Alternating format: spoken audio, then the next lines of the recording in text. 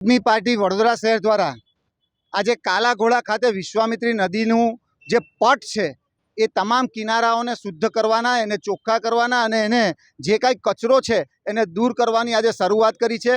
આ કાર્યક્રમ 15 દિવસ, મહિનો, 2 મહિના સુધી પણ ચાલશે, જ્યાં સુધી અમારા પાળા જેટલા છે શુદ્ધ નહીં થાય। અને બીજી એક અગત્યની બાબત એ છે કે ભારતીય જનતા પાર્ટી જે છે, જેને રાજ્ય સરકાર દ્વારા વડોદરા મહાનગરપાલિકાને 1200 કરોડ રૂપિયા ફાળવવામાં આવ્યા છે અને અગાઉ 500 કરોડ રૂપિયા ફાળવવામાં આવી હતી ગ્રાન્ટ આ વિશ્વામિત્રી નદી માટે, પરંતુ તમે જોઈ શકો છો કે વિશ્વામિત્રી નદી ત્યાંની ત્યાં જ છે।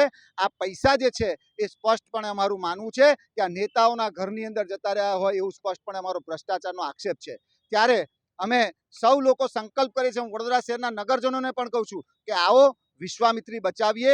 વિશ્વામિત્રી જો બચશે તો લોકોના ઘરમાં પૂરનો ભય જે છે એ ઓછો થશે।